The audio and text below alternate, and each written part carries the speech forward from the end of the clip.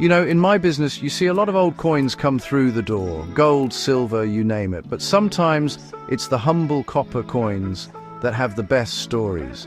So today, let's talk about the history of British copper coins. It's a story that goes way back.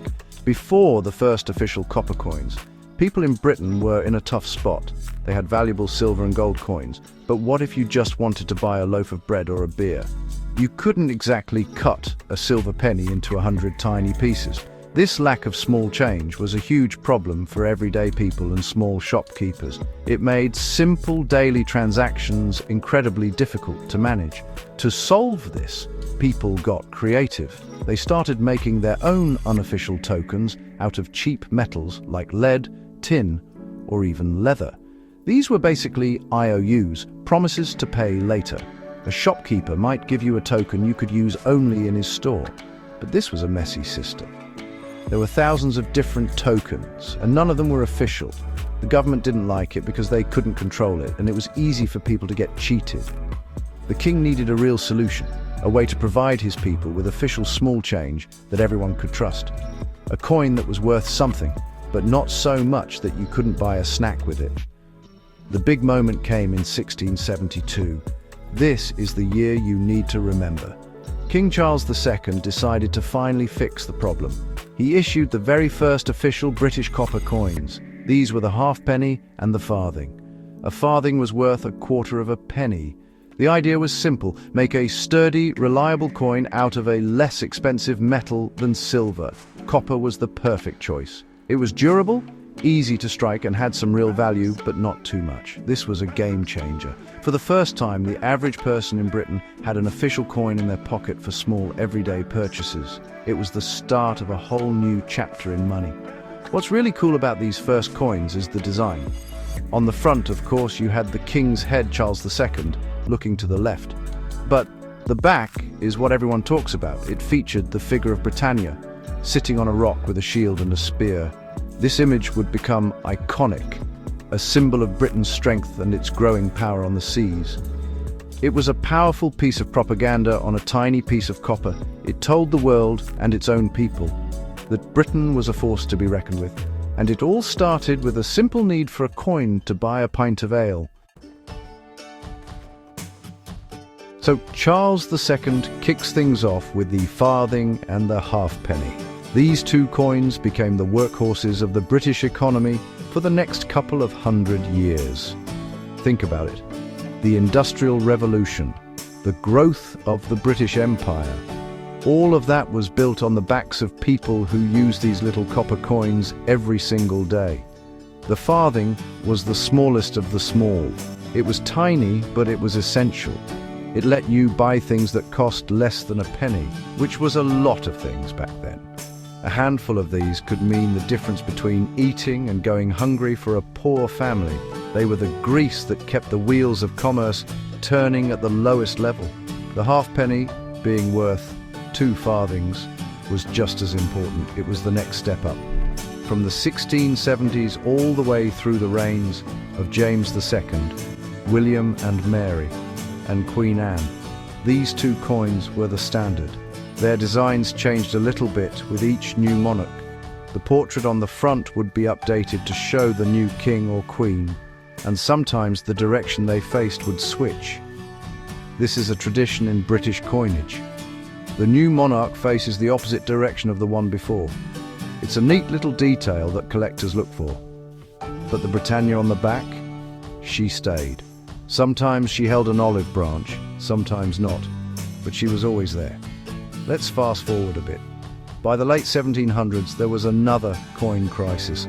The government got lazy and stopped making enough copper coins to go around. So, what happened?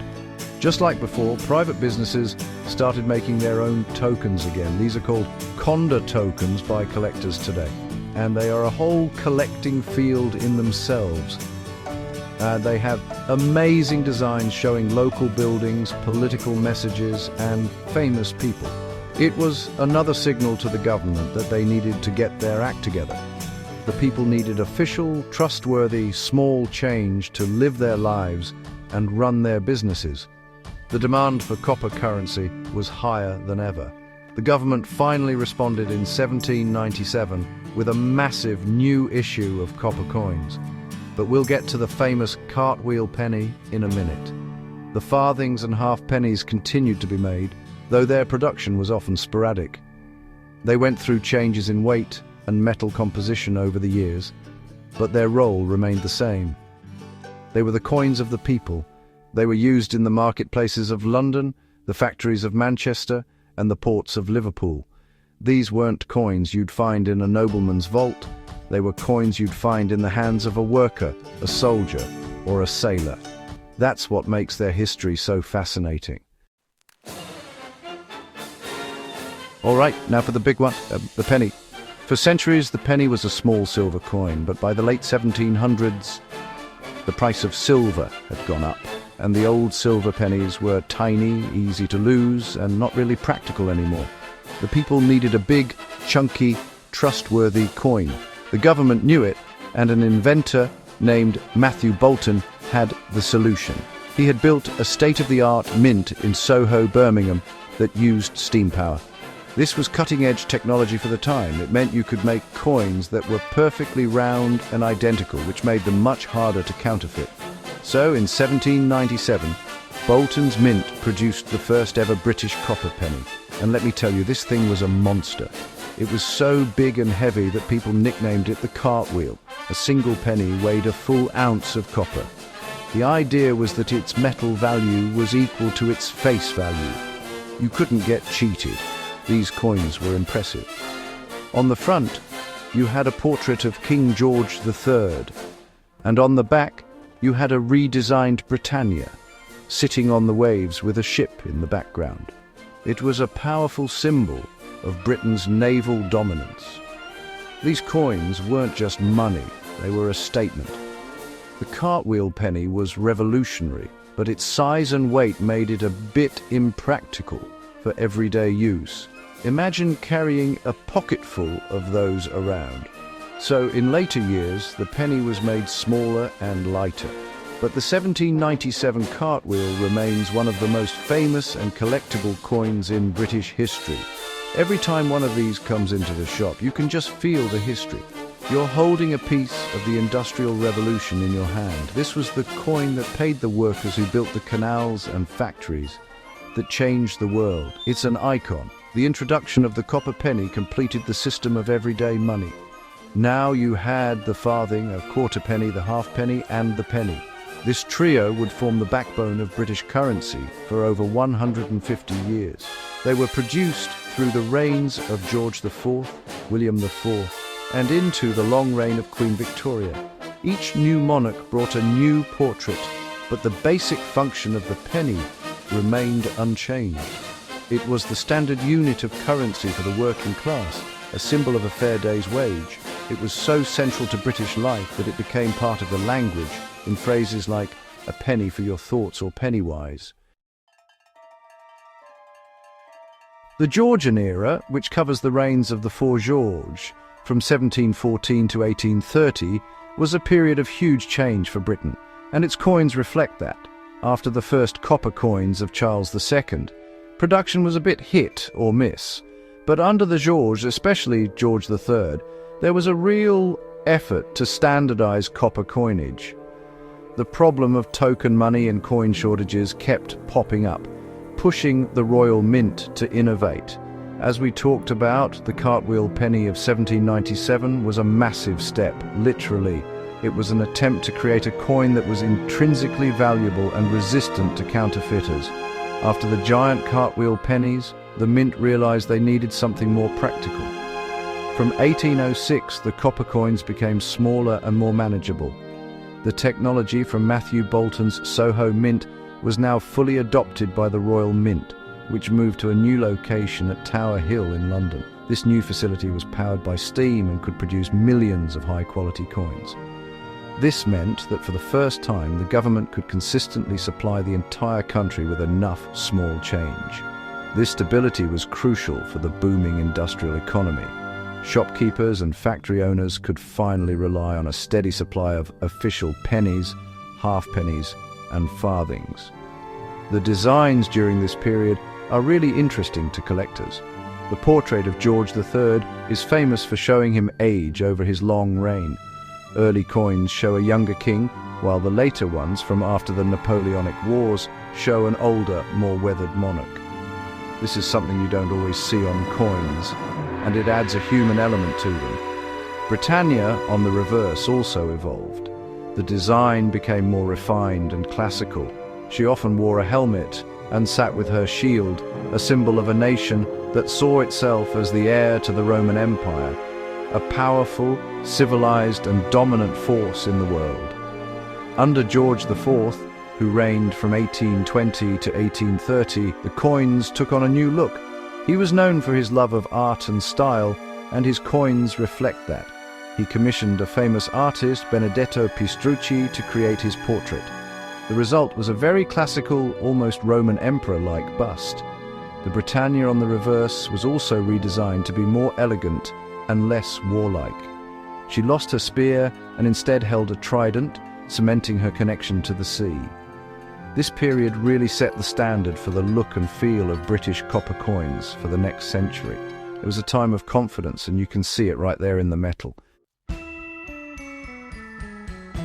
When you talk about British history, you can't go far without mentioning Queen Victoria. Her reign was incredibly long, from 1837 to 1901, and it was an era of, well, unprecedented change and empire building. Her image is on more coins than any other monarch in history. When she first came to the throne, the copper coins continued the style of her predecessors. The early pennies, halfpennies and farthings showed a beautiful portrait of the young queen, known to collectors as the young head. On the back, you still had the classic seated Britannia. These early Victorian coppers are really popular with collectors. These coins saw Britain through the height of the Industrial Revolution.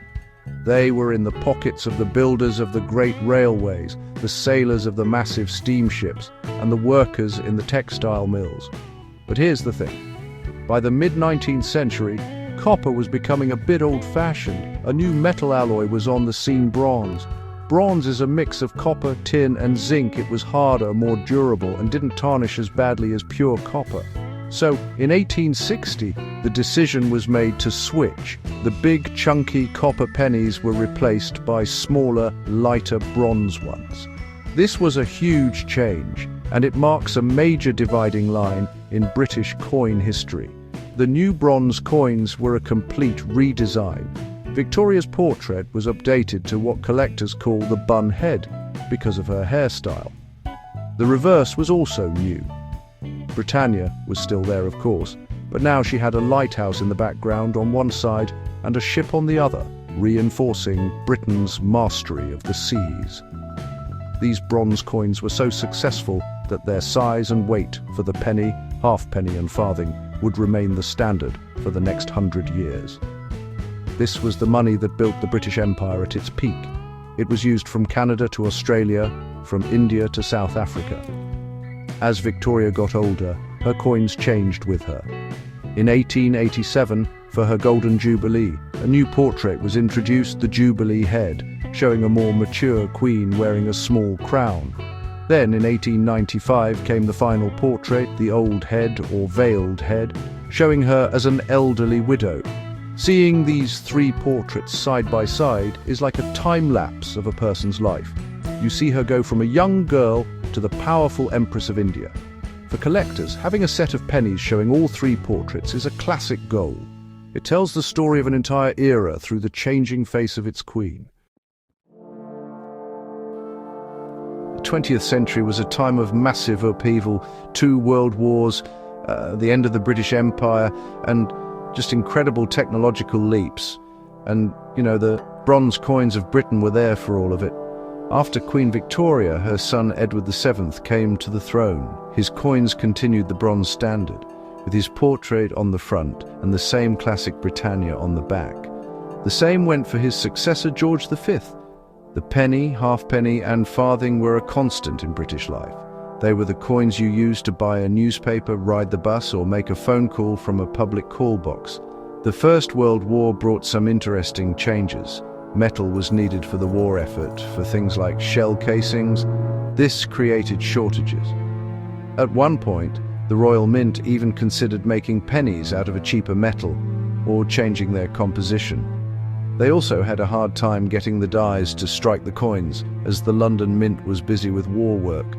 This led to some pennies from 1918 and 1919 being struck at a private mint, the Heaton Mint in Birmingham.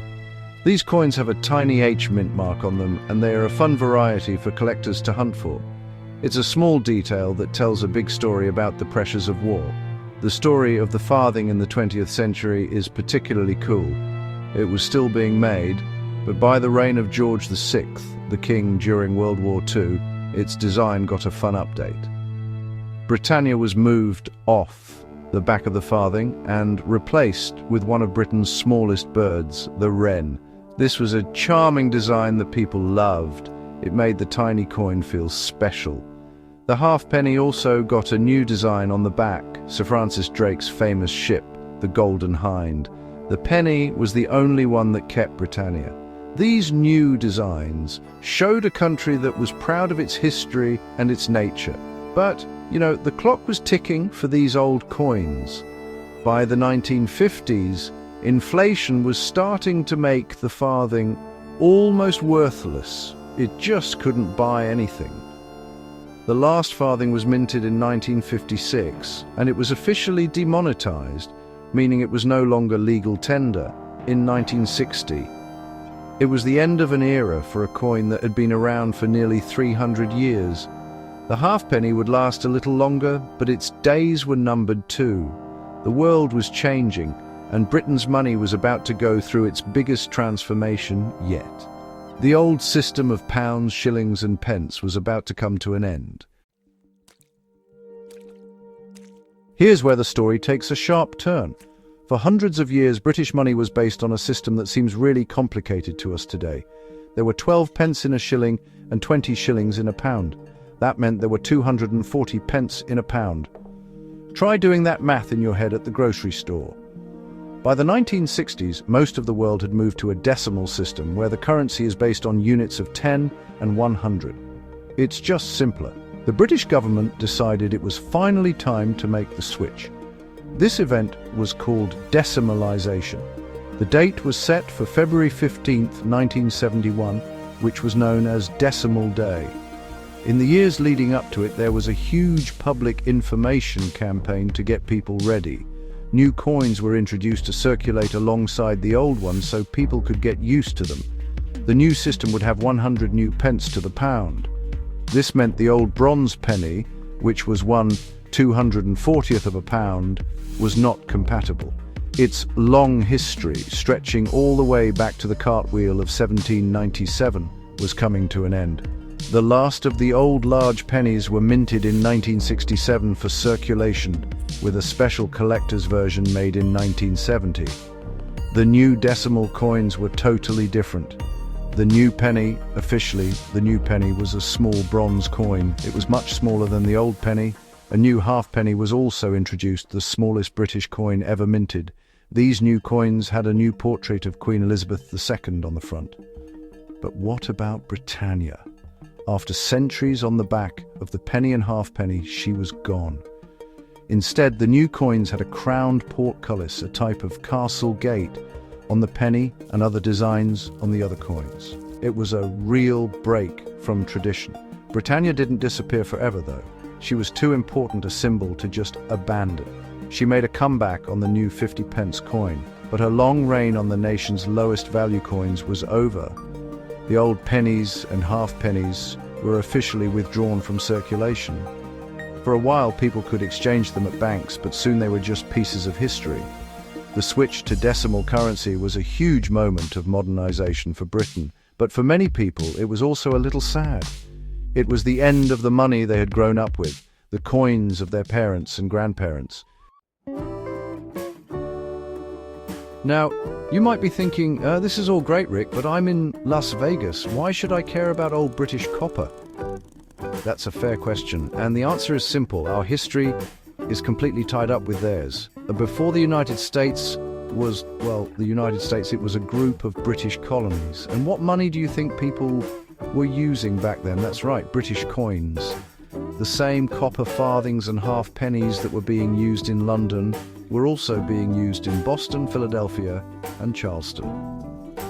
These coins were the small change of colonial America. When Benjamin Franklin was a young man, he was spending British copper. When George Washington was surveying land in Virginia, he was being paid with this currency. These coins are a tangible link to our own colonial past. When an American collector holds a George II halfpenny from the 1740s, they are holding a coin that could have been in the pocket of one of the founding fathers. That's a powerful connection. It's a piece of American history just as much as it is British history. After the Revolutionary War, the new United States needed its own money. The first US mint was established in 1792. And what did they model their first coins on? They looked at what they knew. The first US large cent, minted in 1793, is very similar in size and concept to the British halfpenny of the time. The early designs even featured a figure of Lady Liberty that looks a whole lot like Britannia. The influence is undeniable, so for an American coin collector, studying British copper is like studying the ancestors of our own coins. It helps you understand where our money came from. Today, these coins are incredibly popular with collectors. Here in the States, they are affordable, for one thing. You can get a nice 200-year-old copper penny for a very reasonable price. They are also a huge field. You can try to collect one from every monarch, or focus on a specific type like the cartwheel pennies, or hunt for rare varieties. There's a challenge for every level of collector. They are a direct link to a shared past, a reminder that the story of America didn't just start in 1776. It has roots that go deep into the history of the old world. So, what's the bottom line here? The story of the British copper coin is the story of the common person over 300 years. These weren't the gold coins of kings and queens, stored away in vaults. These were the coins of the people. They were used to buy food, to pay for a room, to enjoy a moment of leisure. They passed through millions of hands, from soldiers and sailors to factory workers and farmers. Each little scratch and nick on an old penny is a part of that journey. It's a silent witness to history. When you look at the evolution of these coins, you see the evolution of a nation. You see the confidence of the Georgian era, the imperial might of the Victorian age, and the turmoil of the 20th century. The change from big copper to smaller bronze, the introduction of steam power, the shift to decimalization. These are all major historical moments reflected in these small metal discs. The designs themselves, the portraits of the monarchs, and the ever-present figure of Britannia tell a story of national identity, of how a country saw itself, and how it wanted to be seen by the world. For American collectors, these coins are a gateway. They offer a connection to our own colonial heritage and provide context for the development of our own currency. They are a perfect example of how history isn't just something you read about in a book. It's something you can hold in your hand. An old coin is a primary source document. It was there. It's an artifact that connects us directly to the people and events of the past. That's why I love this business. Every object that comes through that door has a story, but few have a story as rich and as connected to our own as these humble British coppers. In the end, whether it's a massive cartwheel penny or a tiny wren farthing, these coins are more than just money. They are miniature pieces of art, powerful political statements, and durable historical records. They tell a story of technological innovation, economic change, and the daily lives of millions of ordinary people. So next time you see one in a coin shop or at a flea market, take a closer look. It might not be worth a fortune, but I guarantee it's got a story worth more than its weight in copper. And in my shop, story is everything.